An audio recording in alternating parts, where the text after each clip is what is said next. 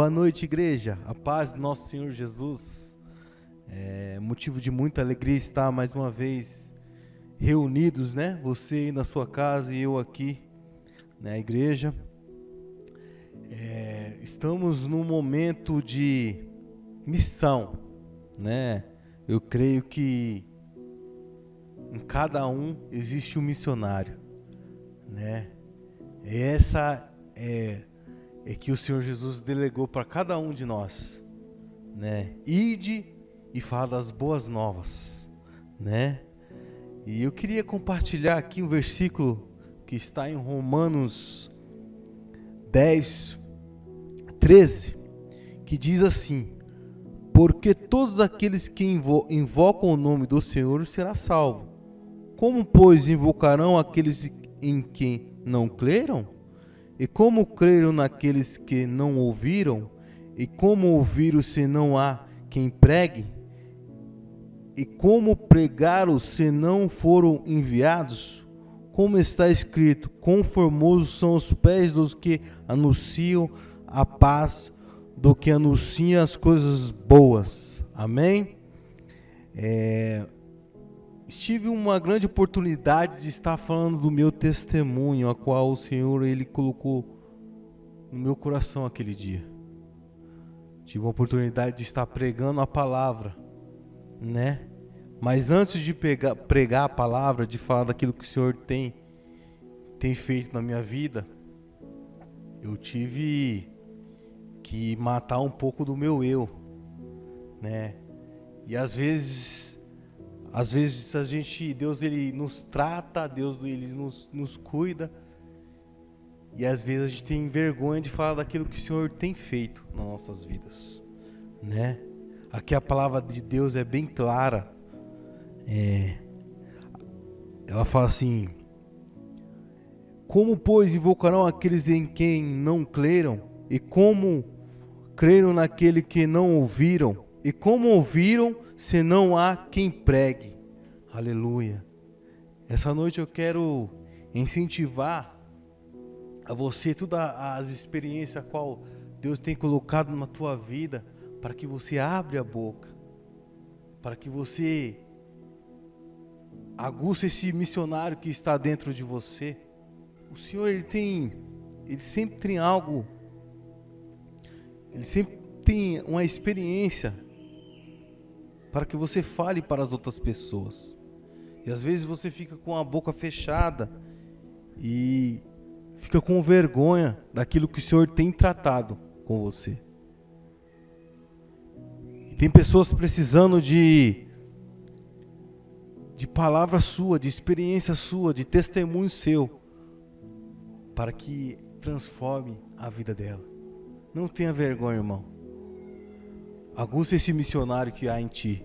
Hoje a gente vai ser edificado com o pastor Alexandre, o missionário Alexandre, com o trabalho dele, e a gente vai escutar um pouco. Amém? A paz de Cristo, meus queridos irmãos da Igreja Batista do Centenário da cidade de Carapicuíba, ao pastor Adriano, nosso amigo, o nosso muito obrigado de ter nos convidado a estar participando desse culto na Igreja dos Irmãos. Que Deus possa estar abençoando vocês nesse dia tão especial. Lembrando que estamos na campanha Porque Ele Me Amou. Talvez a campanha de missões mais extraordinária de todos os tempos. Porque estamos no meio de uma pandemia. Mas esse distanciamento, né, não significa que estamos distanciados dos nossos corações. Então você, cada pessoa que está ao nosso redor, mesmo distante, nós estamos orando por elas, estamos fazendo a nossa parte. E o amor de Deus que transborda em cada coração de cada cristão batista possa estar alcançando essas pessoas, trabalhando um a um, salvando essas pessoas, trazendo elas de uma vida de pecado para uma vida de transformação, uma vida de mudança, de uma vida de santificação, e se preparando para encontrar com o nosso Senhor e Salvador. Tenha um culto maravilhoso, em nome do Senhor Jesus. Olá, meu irmão, olá, minha irmã. Nós somos missionários da nossa Junta de Missões Nacionais da Convenção Batista Brasileira. Meu nome é pastor Alexandre Ataíde Feitosa. Eu sou a missionária Genilda. Eu sou a Débora. Nós somos os seus missionários no projeto Marcolândia, no sertão do Piauí. Estamos aqui por amor a Jesus. Eu quero te convidar a prestar bastante atenção nesse vídeo, na qual nós estaremos mostrando o que nós conseguimos fazer até agora e aonde queremos chegar. Estamos aqui porque Ele nos amou. Por isso, amo, multiplico, oro e reparto. Aproveitem o vídeo e um beijo no coração de cada um de vocês, meus amados irmãos. Chegamos em Marcolândia no dia 1º de março de 2015 para revitalizarmos o trabalho nessa linda cidade do Piauí e, como desafio, implementar a visão da Igreja Multiplicadora com seus 5 princípios bíblicos: oração, evangelização discipuladora, plantação de igrejas, formação de líderes e compaixão e graça. Trabalhando com visitações nos lares, estudos bíblicos e culto nos lares, fomos alcançando pessoas e as decisões por Cristo a cada ano foi se transformando em batismos. Com a formação dos pequenos grupos multiplicadores, alcançamos mais pessoas e, ao mesmo tempo, começamos a treinar os nossos líderes locais. A cada ano, Deus foi confirmando o nosso trabalho e novos batismos foram realizados. No dia 25 de outubro de 2019, a nossa congregação se emancipou e se tornou a primeira igreja batista em Marcolândia. Mas o nosso trabalho só começou, pois estamos implementando uma congregação na Serra da Jetirana que foi começada em 2016 e hoje tem sido cuidada por nossas missionárias radicais Sara e Mariana. Em 2018, começamos um trabalho na cidade de Caldeirão Grande, no Piauí, em parceria com a Congregação de Fronteiras, que tem sido cuidada pelos nossos radicais João Marcos e Cleilton, que chegaram em dezembro de 2018. Em agosto de 2019, começamos um trabalho de revitalização na cidade de Padre Marcos, em parceria com a CIB de Picos. E lá estão as nossas radicais, Maria e Jéssica. Estamos multiplicando discípulos no nosso sertão e precisamos de suas orações, pois em 2021 queremos chegar na Serra dos Pereiros e na Vila Serrânia. São os nossos novos desafios. Realizamos atividades com as nossas crianças. Tarde Feliz, onde fazemos brincadeiras, história com fantoche, estudo bíblico e um lanche muito especial. Temos também pequenos grupos multiplicadores infantis, onde podemos sentir o amor dessas crianças bem de perto. E assim tivemos também muitas crianças aceitando a Jesus como seu salvador pessoal e também batizamos essas crianças. Apesar da tradição religiosa local ser muito forte, mesmo as pessoas que não praticam religião alguma têm resistência ao Evangelho porque têm que se arrepender dos seus pecados e mudar radicalmente de vida. Quando isso acontece, a igreja abraça essa nova vida, pois a decisão por Cristo aqui no Piauí é uma decisão difícil para o novo crente, pois as pessoas abandonam essa pessoa ou vão atrás dela todos os dias para chamar para ir a lugares onde eles sempre estavam com os amigos, gerando assim uma vida de pecado. Quando uma pessoa aceita Jesus aqui, eles dizem que entraram para a lei dos crentes. Estamos começando o projeto de geração de renda Artesão do Sertão, uma história de fé, alegria e coragem. As aulas começarão entre a última semana de outubro e a primeira semana de novembro deste ano. Adolescentes e jovens estarão aprendendo a trabalhar com madeira e MDF, fazendo chaveiros, porta-joia, porta-toalha de papel, nichos, brinquedos, jogos, pequenos bancos, porta-condimentos, lembranças, tudo o que possa resultar em venda e gerar renda a esses jovens. Em 2021, temos um novo desafio, fazer o projeto de geração de renda da Jetirana, Cozinha da Jetirana, uma história de sabor, vitória, e nesse projeto vamos ensinar fazer salgados, pizzas, bolos e comidas típicas para geração de renda para as mulheres da região. Porque ele me amou. Eu amo ensinar balé. Começamos um trabalho de balé chamado Sonhos em Movimento, para ajudar as meninas que estão em situação de risco social. Estamos trabalhando na cidade de Marcolândia, Caldeirão Grande e Serra da Batinga. Oro pelas meninas e peço que Deus salve cada uma delas. Deus ama essas meninas e meninos que amam dançar. Quero ser agente de mudança e salvação nessas vidas. Porque Ele me amou, eu multiplico igrejas em Marcolândia, Jetirana, Padre Marcos e Caldeirão Grande. E queremos alcançar a Serra dos Pereiros e Vila Serrânia.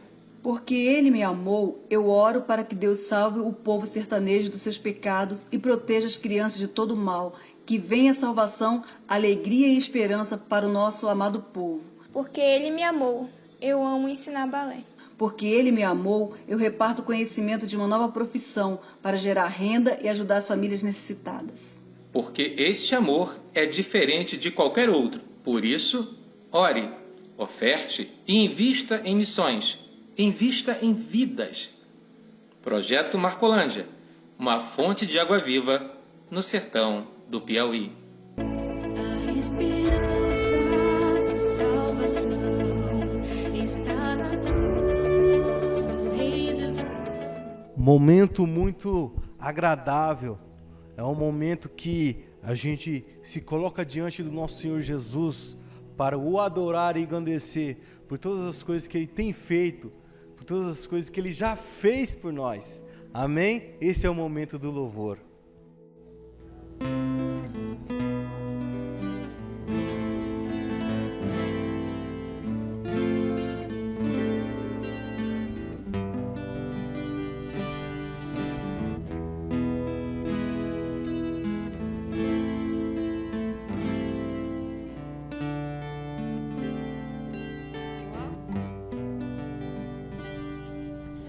Tua palavra escondi,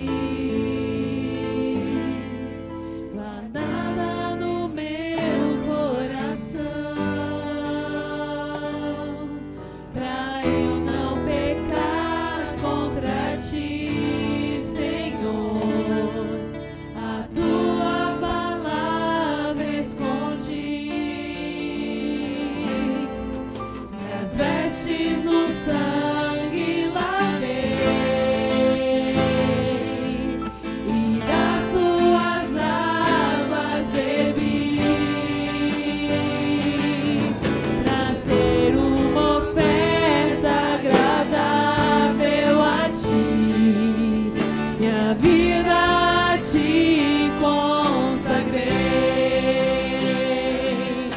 Meus dons e talentos são pra te servir, meus dons preciosos são teus. Não vejo razão na minha vida sem ti. Tu és meu Senhor e meu Deus. Assim como o fogo refina o ouro, vem tua obra em mim completa.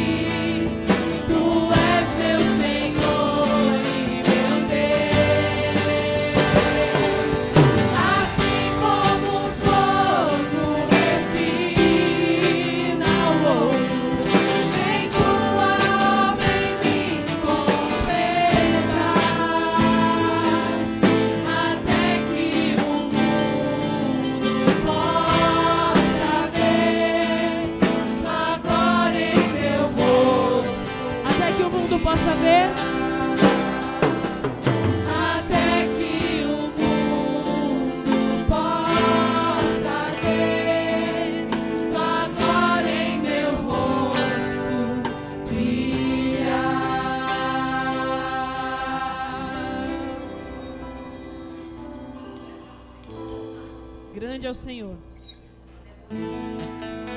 As ressuscita.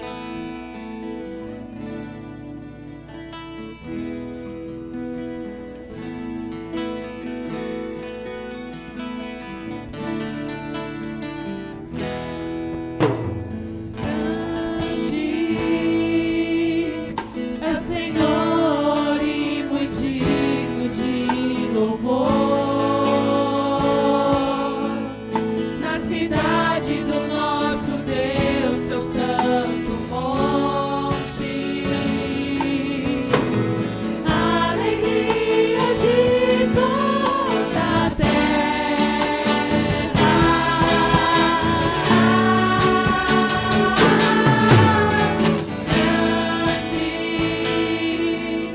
é o Senhor em quem nós temos a vitória, que nos ajuda contra o inimigo. Por isso diante dele nos prostramos.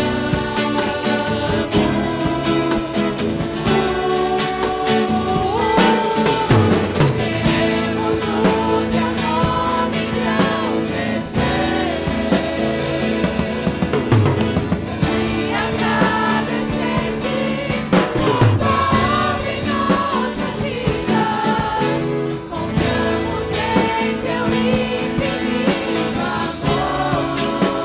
pois só tu és o Deus eterno sobre toda a terra e grande é o Senhor e muito digno de louvor. Na cidade do nosso Deus, seu santo monte. A alegria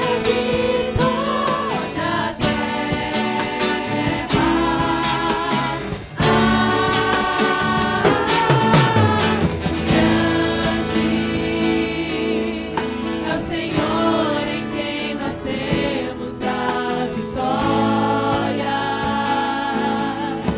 que nos ajuda contra o inimigo. Por isso diante dele nos prostramos. Queremos o teu nome engrandecer e agradecer-te por toda em nossa vida.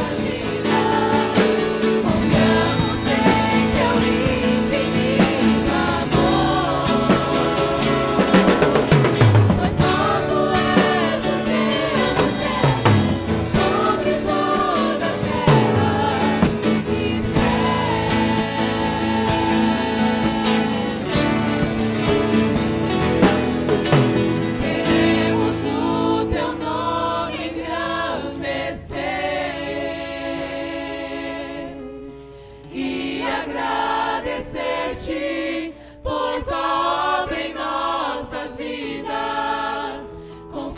Confiamos em teu infinito amor, pois só tu és o Deus eterno sobre toda a terra e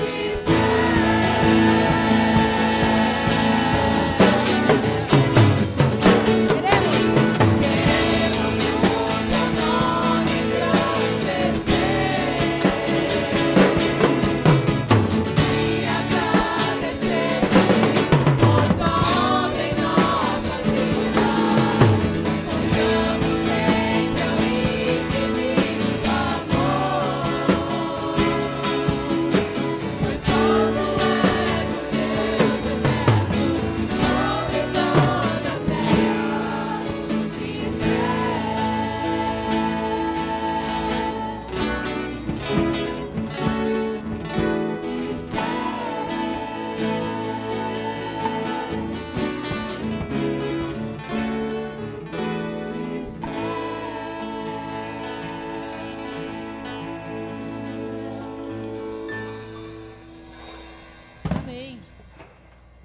Mestre, eu preciso de um milagre.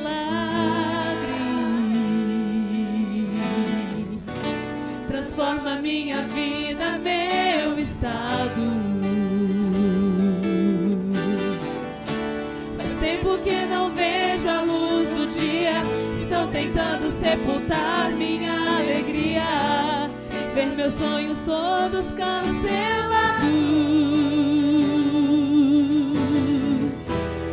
Lázaro ouviu a sua voz quando aquela pedra removeu.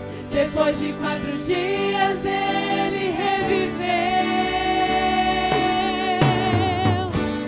Mestre, não há outro que possa fazer aquilo que só o teu nome tem todo o poder. E eu preciso tanto de um milagre.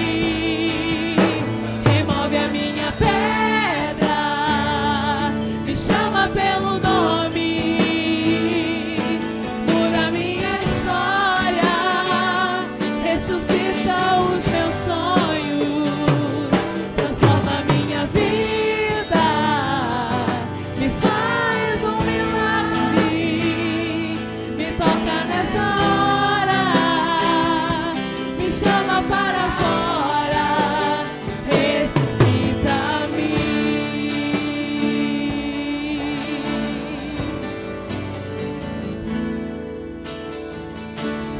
Mestre, eu preciso de um milagre.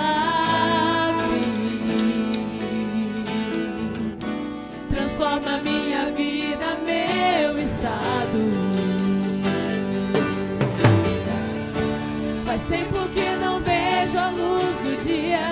Estão tentando sepultar minha alegria. Ver meus sonhos todos cancelados. Lázaro ouviu a sua voz quando aquela pedra removeu. Depois de 4 dias ele reviveu.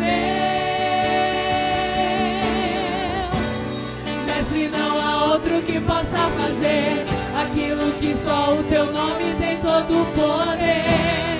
Eu preciso tanto de um milagre. Remove a minha pedra, me chama pelo nome. Muda minha história, ressuscita os meus sonhos. Transforma minha vida, me faz um milagre. Me toca nessa hora, me chama para fora, ressuscita-me. Remove a minha pedra, me chama pelo nome. Muda minha história, ressuscita os meus sonhos. Transforma minha vida, me faz um milagre. Me toca nessa hora, me chama para fora, ressuscita-me. Remove a minha pedra, me chama pelo nome. Muda minha história, ressuscita os meus sonhos. Transforma minha vida, me faz um milagre. Me toca nessa hora, me chama para fora.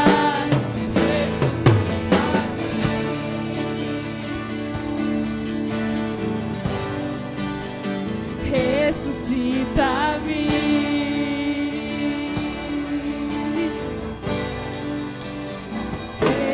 Ressuscita-me.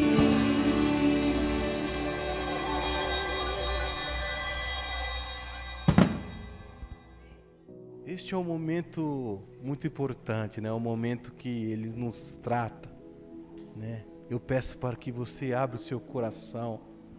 Eu peço para que você fique atento, que nada tire a sua atenção nesse momento, que é o momento da palavra do nosso Senhor Jesus que nos moldam e nos modifica né? Que Ele venha adentrar o seu coração, o teu ser, e que venha fazer morada.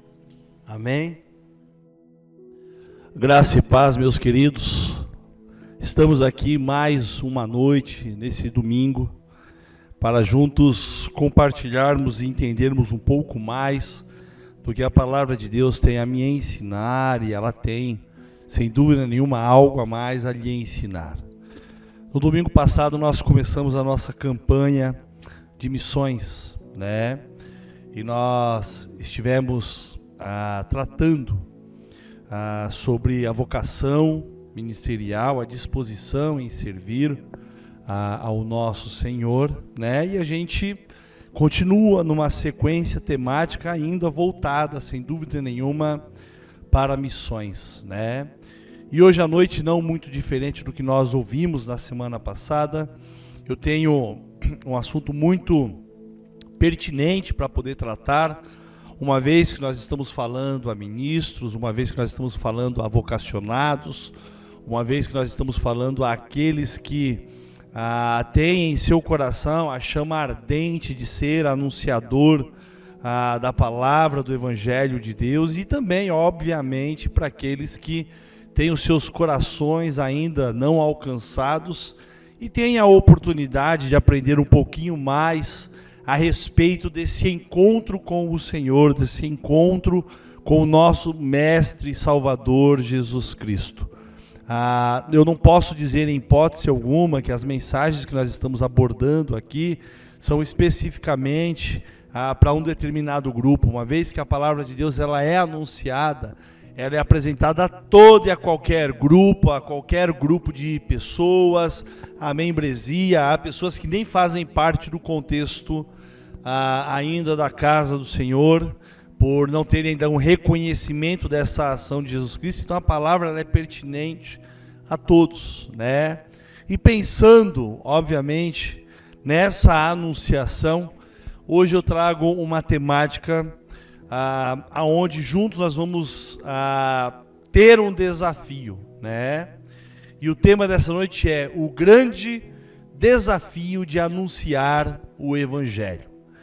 Porque nós estamos sim falando de desafio e baseado no livro de 2 Timóteo, capítulo 4, do verso 1 ao verso 5, aonde o apóstolo Paulo dá ali praticamente as suas últimas recomendações, né, a Timóteo. Timóteo, este servo que acompanhou Paulo em algumas missões, um jovem presbítero que estava à frente de uma comunidade e não tinha apenas a missão, né, ali de cuidar daquela comunidade, mas muitas vezes cumpriu a missão de anunciar o Evangelho em outros espaços, em outros ambientes, e algumas vezes até como parceria, né, ou parceiro do apóstolo Paulo ali na anunciação da palavra de Deus, né? E nós vamos ver, eu não vou fazer a leitura do verso 1 ao verso 5, eu prefiro ir explanando cada um dos versículos e dentro de cada um dos versículos ir extraindo as lições que ele traz para nós, né? Introdutoriamente, o verso 1 nos diz o seguinte: na presença de Deus e de Cristo Jesus, que há de julgar os vivos e os mortos por sua manifestação e por seu reino, eu o exorto solenemente. E é interessante nós vermos aqui, já nessa escrita e recomendação a Timóteo, o apóstolo Paulo tratando como uma exortação, né, essa anunciação, essa responsabilidade que Timóteo tinha que ter como ministro do Evangelho, como vocacionado do Evangelho, em anunciar essas palavras, essa palavra de renovação, a palavra de redenção, de transformação, uma palavra de salvação para a vida daqueles que um dia teriam contato com essa palavra por intermédio de Timóteo, como já estavam tendo por intermédio do apóstolo Paulo.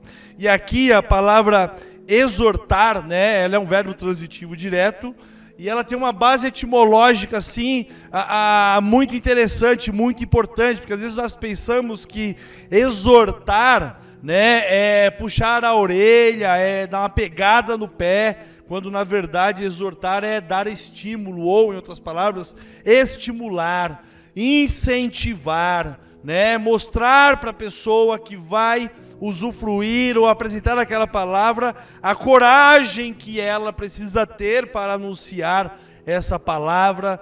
Nós podemos também, dentro dessa etimologia, usar o termo persuadir e aconselhar, né? Ou em outras palavras, ter um total domínio, controle, estímulo, incentivo em anunciar esta palavra. E ali o apóstolo Paulo sabia por que ele estava estimulando Timóteo. Timóteo, que havia, sem dúvida nenhuma, aprendido, né, as sagradas escrituras com sua mãe, com sua avó, né, Eunice e Lloyd tiveram um processo de formação assim maravilhoso na vida de Timóteo. O cristianismo, o Senhor Jesus foi muito bem apresentado, e ele certamente em algum momento ali da sua meninice, ele cedeu a essa voz, cedeu a esse chamamento, e ali ele passou, sem dúvida nenhuma, a ser alguém com o foco de Deus para anunciar o reino de Deus à vida daqueles que estivessem ali à sua volta, né? E eu extraí aqui do verso 1 até o verso 5 pelo menos 3 lições fundamentais. Eu quero concluir com mais uma lição. Obviamente, essa sempre é a minha objetivação, em mostrar para vocês algumas lições especiais e fundamentais que o texto apresenta para nós, porque é com essas lições que nós nos sentimos também, da mesma forma, estimulados, incentivados, com a coragem para anunciar, com a coragem de aconselhar e de guiar tantos outros que precisam ser levados ao Evangelho. Afinal de contas, Paulo, aqui no texto, ele vai mostrar para Timóteo algumas dificuldades gigantes que ele teria que enfrentar por anunciar esta palavra e mostrar aquilo que é correto, uma vez que as pessoas ali, elas estavam iludidas com os mitos que eram contados, as genealogias que eram apresentadas para aquelas pessoas, elas estavam muito ainda influenciadas pelo mundo helenístico, né? Ainda havia algumas crenças e algumas culturas pagãs que fazia parte do contexto daqueles primeiros cristãos, e ali Timóteo teria, sem dúvida nenhuma, algumas dificuldades nessa anunciação, como nós temos nos dias atuais algumas dificuldades na anunciação desse evangelho. E pensando dessa forma, pensando nessas lições, eu gostaria de aprender com vocês a primeira lição. A anunciação do evangelho exige do ministro e do vocacionado preparação. Preste atenção o que diz o verso 2. Diz o seguinte: pregue a palavra, esteja preparado a tempo e a fora de tempo, repreenda, corrija, exorte com toda paciência e doutrina. Primeira lição e primeiro imperativo aqui apresentado para nós: pregue a palavra.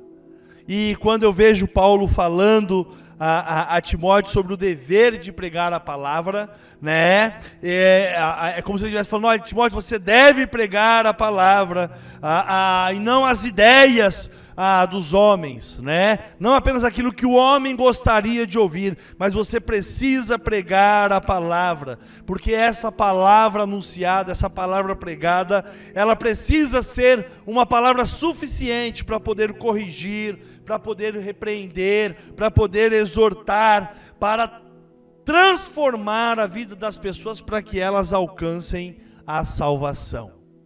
Em um outro texto, né, no capítulo 3, um pouquinho antes deste momento aqui, porque a gente está dentro da delimitação, né? Quando a gente olha o capítulo 3 de Timóteo, a partir do verso 10, e o capítulo 4, do verso 1 até o verso 8, a gente está dentro da mesma delimitação, a gente está dentro do mesmo diálogo. E um pouquinho antes, Paulo falou exatamente isso a Timóteo. né, que a palavra de Deus ela é inspirada, né? Tá lá no verso 16 e 17 do capítulo 3. Ela tem que ser, sem dúvida nenhuma, útil para o ensino. Ela precisa ter um papel repreensivo a respeito dos preceitos que a palavra apresenta.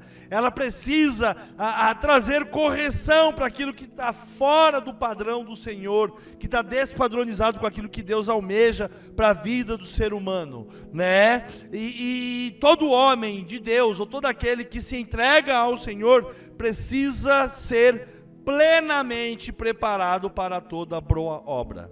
Então, com isso, eu aprendo dentro dessa primeira lição que o ministro, o vocacionado, o missionário, ele precisa estar bem preparado.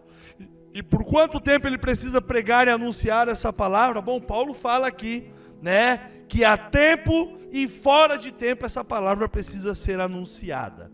Certamente, por causa do julgamento de Deus, né, por conta do pregador do evangelho da salvação ter um trabalho urgente dessa anunciação.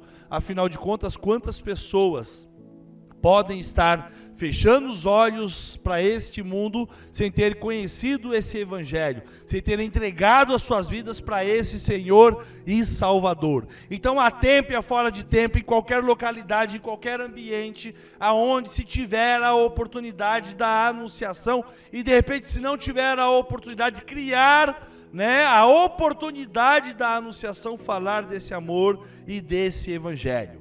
Nós vemos aqui então que o evangelista, que o missionário, que o pastor, que o vocacionado, que o presbítero, ele precisa pregar a palavra de Deus em todos os lugares e em todas as condições que lhe for permitido.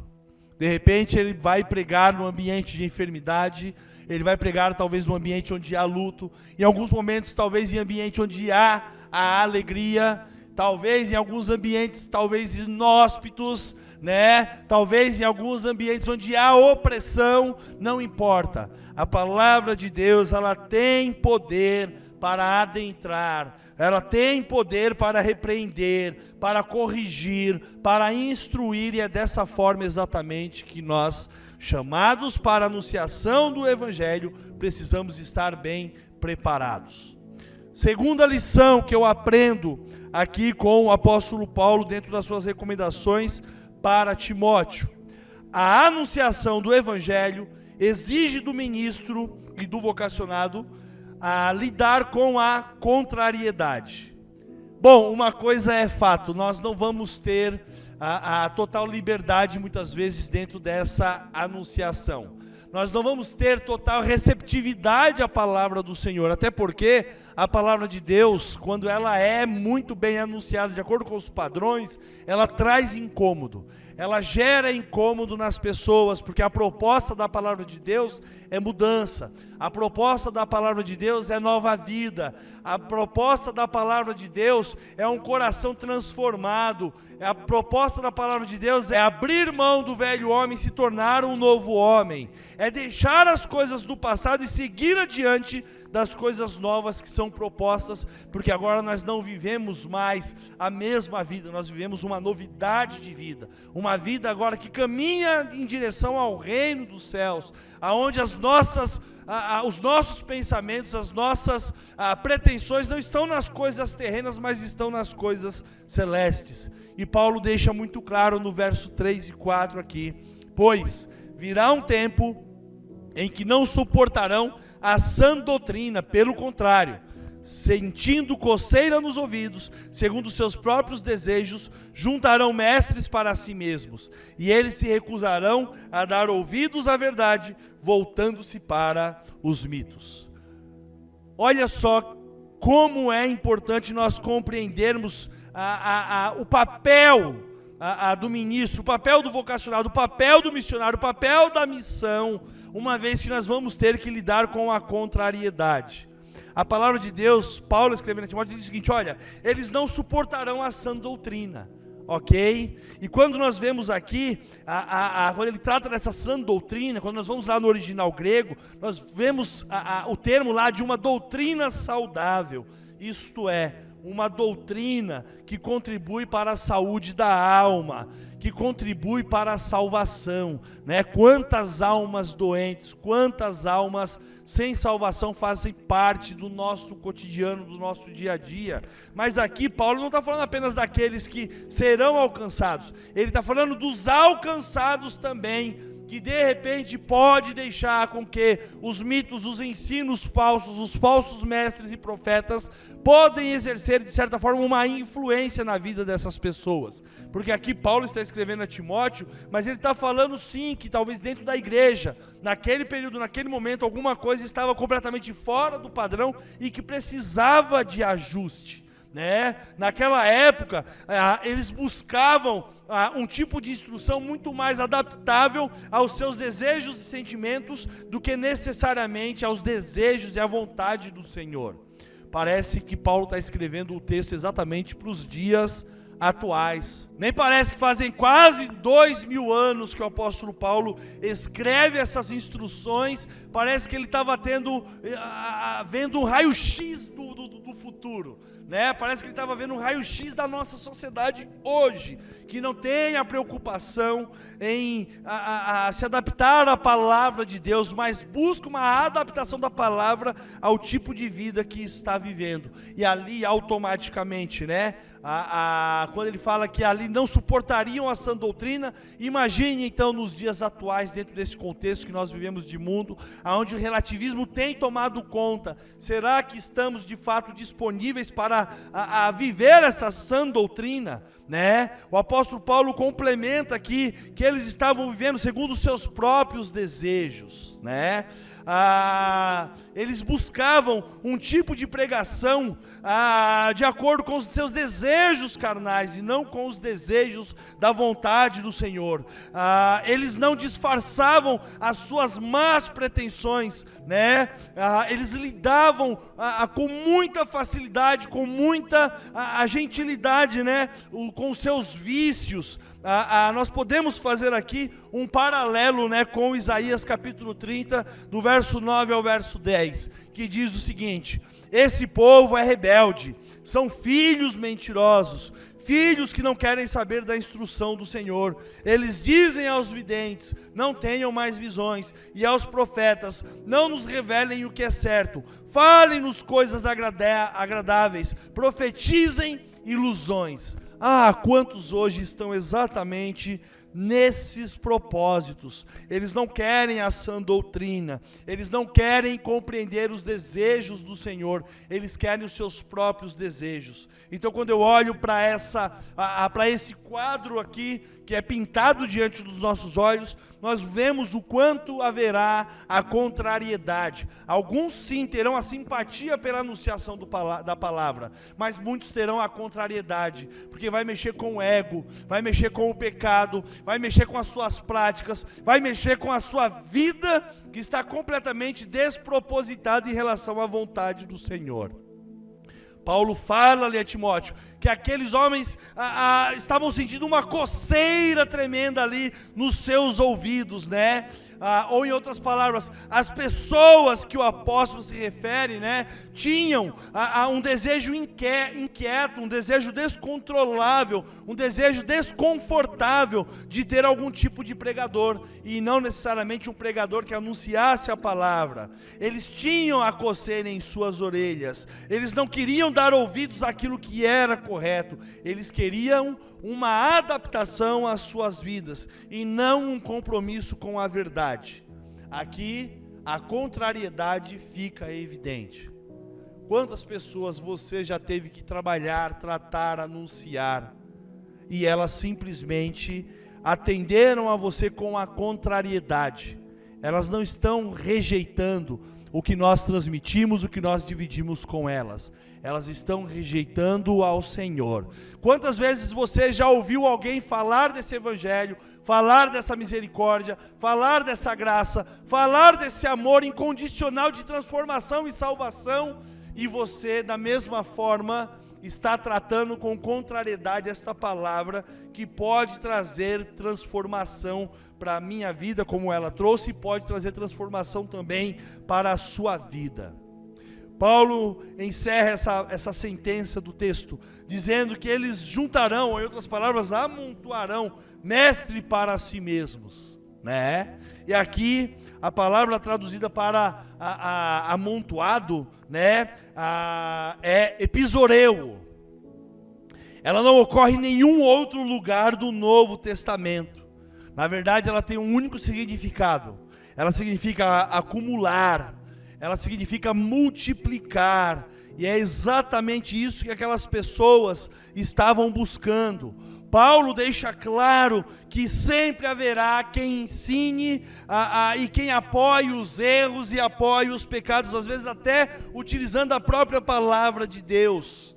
Essas pessoas, elas serão multiplicadas, e o apoio a tais práticas será de alguma forma comum, porque é exatamente o que a sociedade procura.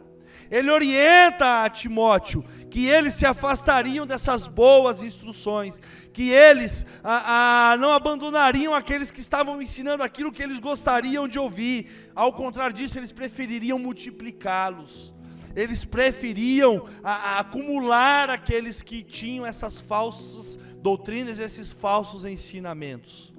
Hoje existe uma infinidade de pregadores televisivos, de pregadores das plataformas digitais, alguns do rádio, né? E como não dizer, alguns dentro das suas comunidades, das suas congregações, que têm exatamente esse perfil. Eles estão muito mais preocupados com as suas concupiscências, com as suas próprias concupiscências, do que necessariamente com a transformação. Eles teriam muito mais facilidade em atender aos seus caprichos do que fazer aquilo que estava de acordo com a vontade de Deus. Quem pode, de alguma forma, apoiar, né, todo esse projeto que faz parte da vida desses homens, que até dizem fazer o bem, mas simplesmente estão transmitindo o mal? Quantos sairiam hoje na defesa dos erros que esses homens ensinam? Quantos hoje teriam receio de repreender essas falhas? Timóteo teve que trabalhar com isso lá, Paulo teve que trabalhar no seu tempo com essa realidade, e hoje nós também trabalhamos da mesma forma, desmistificando os ensinamentos falsos, deixando em evidência aquilo que é verdadeiro, deixando em evidência aquilo que de fato Deus quer trabalhar no meu coração e no seu coração. Eu costumo dizer que toda vez que o Evangelho trouxer facilidades para a sua vida, provavelmente esse Evangelho é um Evangelho falso. Não estou falando que o Evangelho tem que trazer apenas a problemática, mas eu tenho que afirmar, sem dúvida nenhuma, que o Evangelho tem que trazer reflexão. O Evangelho tem que trazer notoriedade do que Deus almeja para nós. O Evangelho tem, por obrigatoriedade, trazer processo de mudança e transformação para a vida do ser humano. Se isso não for uma verdade para a minha vida e para a sua vida, então nós não estamos falando do genuíno Evangelho.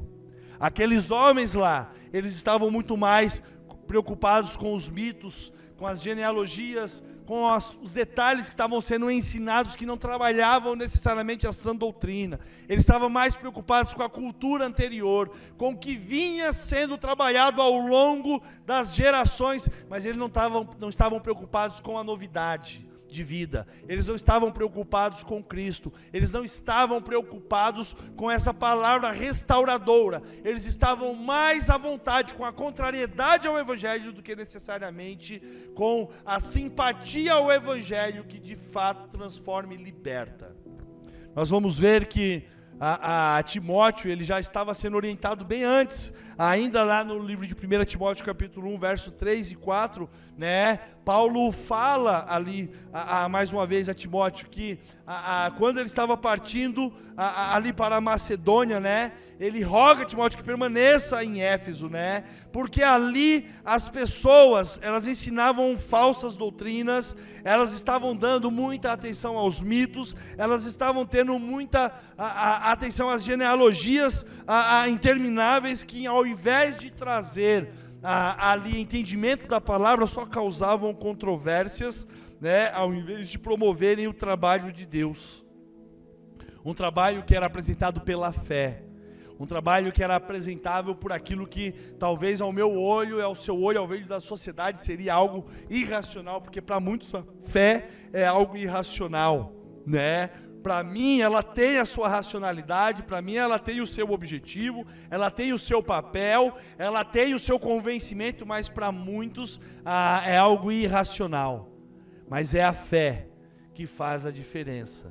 É crer que faz toda a diferença. Então, quando nós lidamos com essa questão do crer, do entender e trazer como aplicação para a vida a verdade que a palavra de Deus apresenta, ela tem que gerar choque, ela tem que gerar inconformismo com o mundo em que nós estamos inseridos. Ela tem que gerar em nós, sem dúvida nenhuma, um desejo infindável de ter um processo de mudança e transformação. E não ao contrário disso, ela simplesmente agradar o meu ego, os meus pecados, os meus erros, a minha falta de moralidade.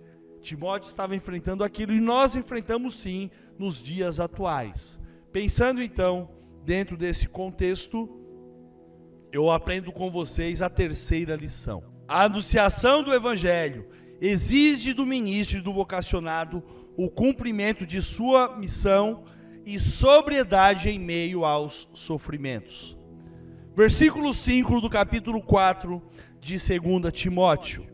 Vocês, porém, sejam sóbrios em tudo, suportem os sofrimentos, faça a obra de um evangelista e cumpra plenamente o seu ministério.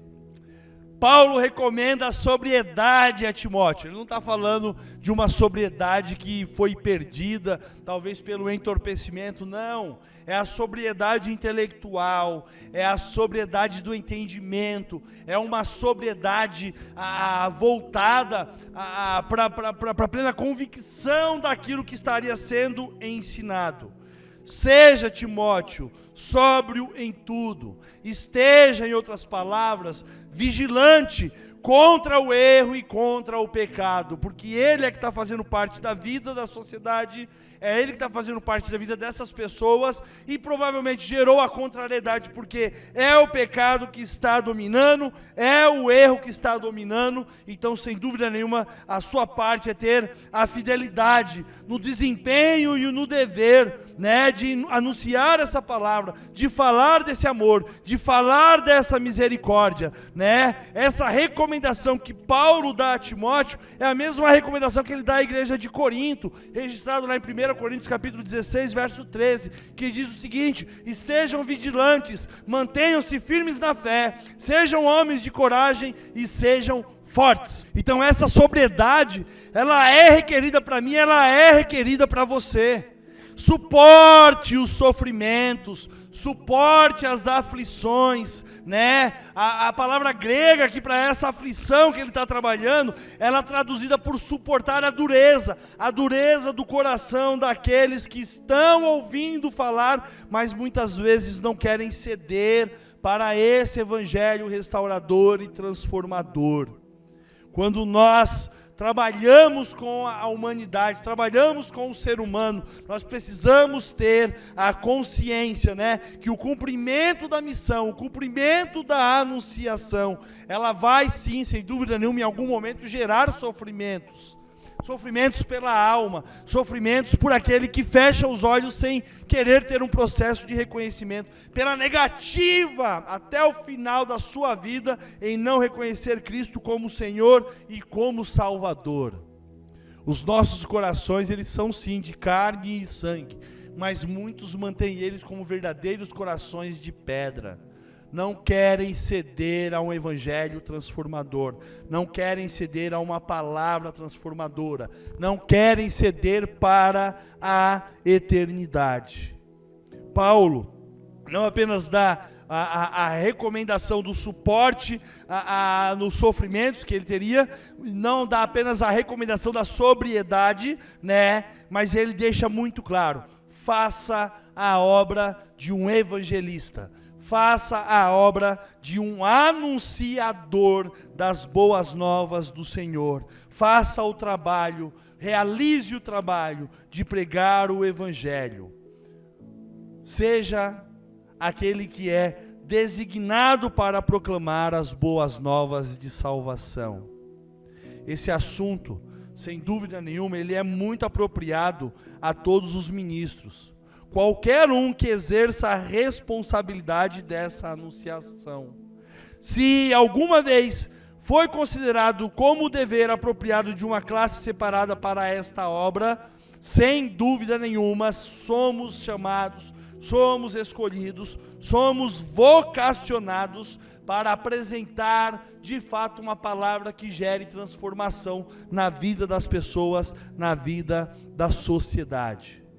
Paulo encerra a sentença no versículo 5, finalzinho, dizendo o seguinte: cumpra plenamente o seu ministério.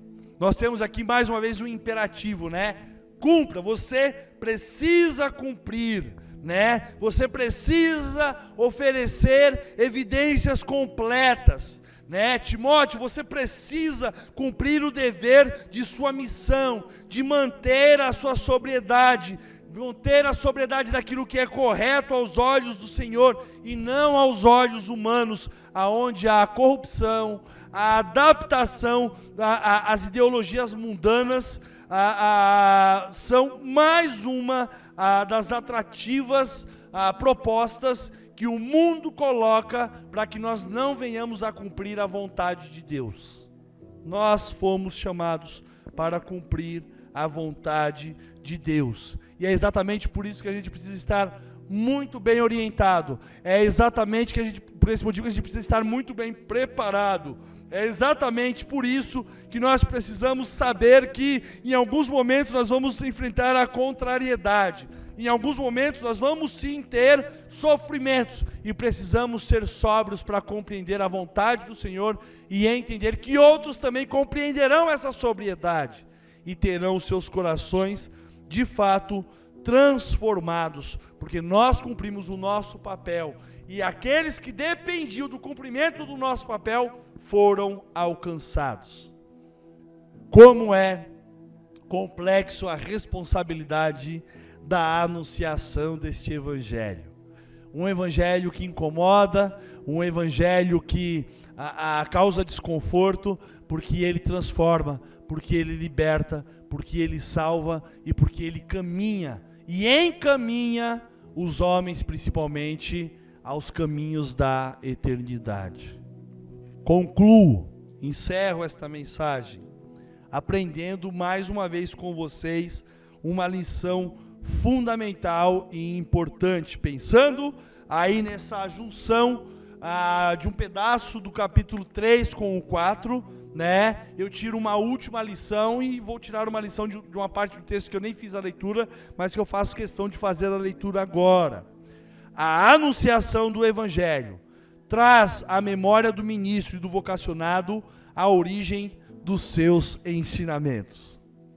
Sabe por que Paulo trabalha tudo isso na vida de Timóteo? Por que ele recomenda esse jovem presbítero com todas essas responsabilidades da anunciação? Porque Paulo conhece o histórico de Timóteo. E certamente Deus conhece o seu histórico. Deus conhece o seu coração. Deus conhece os passos que você deu desde um princípio, antes de se tornar um ministro, ou se colocar na posição de um vocacionado para o ministério. Paulo, falando a Timóteo no capítulo 3, verso 14 e verso 15 de 2 Timóteo, ele diz o seguinte: quanto a você, porém, permaneça nas coisas que aprendeu e das quais tem convicção, pois você sabe de quem o aprendeu. Porque desde criança você conhece as sagradas letras, que são capazes de tornar sábio para a salvação mediante a fé em Cristo Jesus.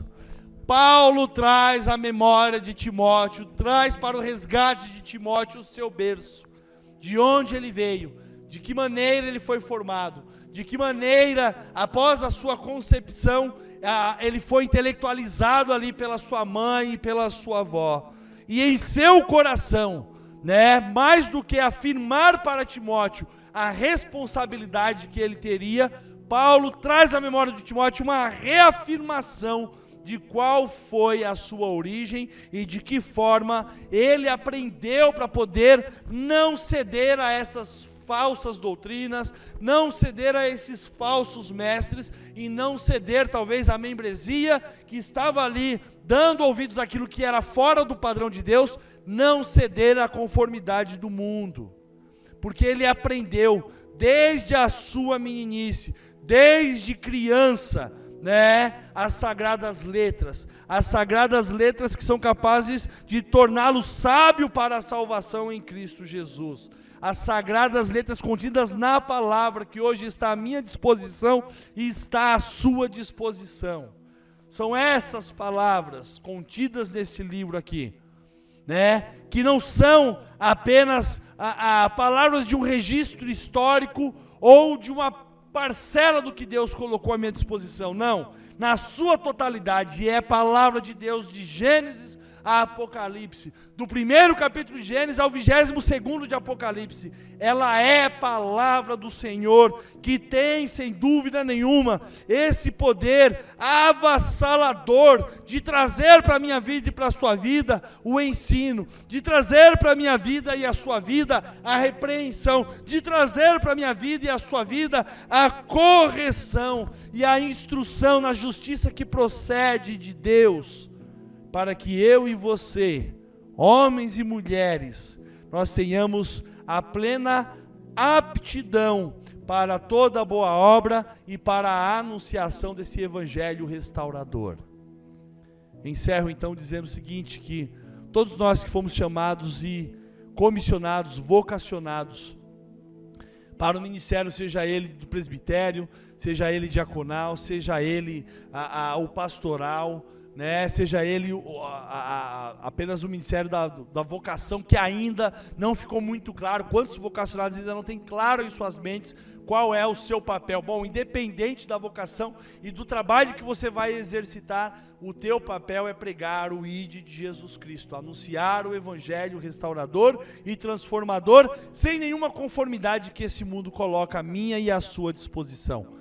Então todos nós estamos imbuídos no mesmo propósito, no mesmo objetivo de anunciar essa palavra que transforma e restaura.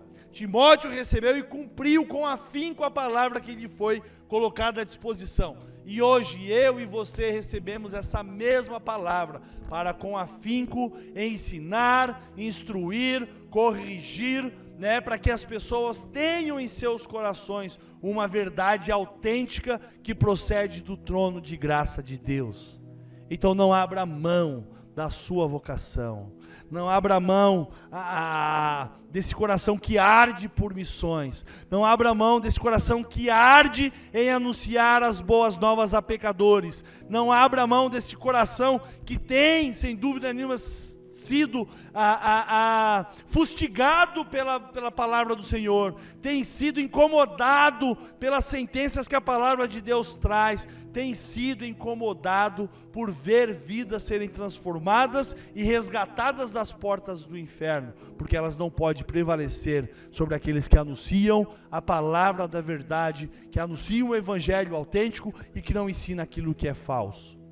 No mundo atual, nós temos talvez uma responsabilidade muito maior em relação ao que Timóteo teve no período. Se lá em quase 2000 anos atrás o negócio já estava estreito, os falsos mestres estavam ali rondando e persuadindo, imagine então se o apóstolo Paulo escrevesse esse mesmo texto, essa mesma carta para os dias atuais. Eu fico imaginando se ele tivesse uma ciência do que nós estaríamos enfrentando nos dias atuais. Pessoas que deturpam a palavra, pessoas que deturpam os ensinamentos, pessoas que adaptam a palavra ao tipo de vida, ao modo de vida que elas estão vivendo.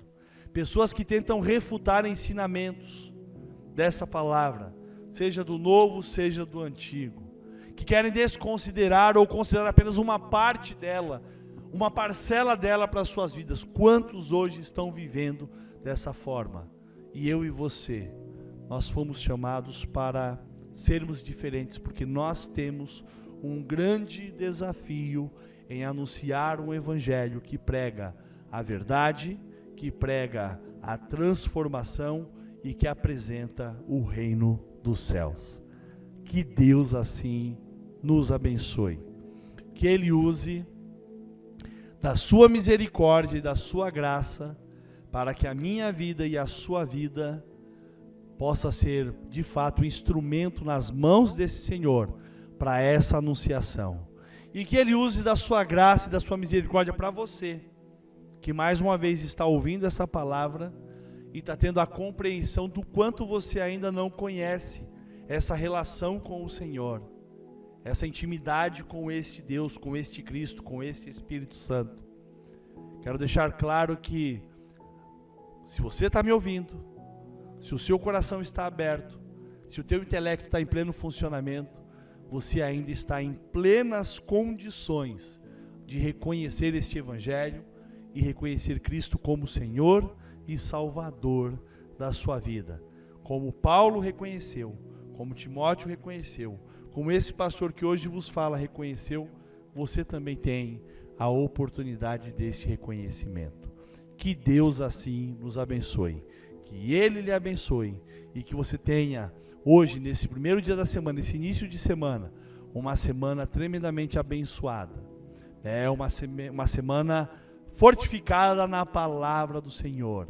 Uma semana que traga à sua memória a responsabilidade desse fervor por missões que você tem no seu coração, para que você assuma de fato a responsabilidade pela qual Deus lhe chamou e lhe comissionou um dia. E para você, que talvez não seja um vocacionado, mas você tem também uma vocação colocada à sua disposição, que é a vocação para a salvação, que é reconhecer Cristo como Senhor e Salvador da sua vida. Que essa semana seja uma semana de reflexão e talvez seja também uma semana de oportunidade de você reconhecer que Jesus Cristo é Senhor da sua vida, que Ele morreu pelos seus pecados e que a ressurreição dEle também é uma promessa de ressurreição para a sua vida. Que Deus nos abençoe. Estaremos orando agora por cada pedido que foi colocado diante do Senhor durante essa semana e nesse domingo. Que Deus possa estar te abençoando. Oremos. Pai querido, nesse momento queremos te pedir por cada pedido que foi colocado diante do Senhor durante toda essa semana e nesse domingo, Senhor Deus, através do chat dessa amada igreja. Queremos pedir que o Senhor possa estar abrindo portas para os que estão desempregados, curando os enfermos, abençoando, Senhor Deus, as famílias com dificuldade. Ó Pai, o Senhor esteja salvando as pessoas que eles colocaram diante do Senhor durante toda essa semana, que o Senhor possa estar abençoando a campanha de missões desta amada igreja e de todas as igrejas batistas espalhadas pelo nosso país, que o Senhor possa estar abençoando toda a liderança da Igreja Batista Centenário de Carapicuíba, do seu pastor, das pessoas que visitam essa igreja, Senhor Deus, que o Senhor possa estar cuidando deles, Senhor Deus, fazendo, Senhor Deus, esta semana que se inicia, algo maravilhoso, que eles possam sentir, Senhor Deus, no decorrer dessa semana, a Tua doce presença, o Seu cuidado e, acima de tudo, Senhor, que eles possam fazer coisas extraordinárias. Esteja, Senhor Deus, visitando cada coração, Senhor Deus, e que nessa campanha de missões o Senhor possa estar visitando também todos os campos missionários do nosso país. Te pedimos que o Senhor cuide da Igreja Batista do Centenário nessa cidade maravilhosa de Carapicuíba. É o que eu te peço em nome de Jesus Cristo. Amém. Que Deus abençoe vocês. Pastor Adriano, um abraço no seu coração e um beijo no coração também em toda a Igreja Batista Centenário do Carapicuíba. Foi uma honra estar participando com vocês nesse momento tão especial. Que Deus abençoe a todos. Boa semana, meus irmãos. Que a paz do nosso Senhor Jesus venha estar no nosso lar e que você venha cheio de graça, cheio de unção e que essa semana venha ser cheio de bênçãos. Boa noite.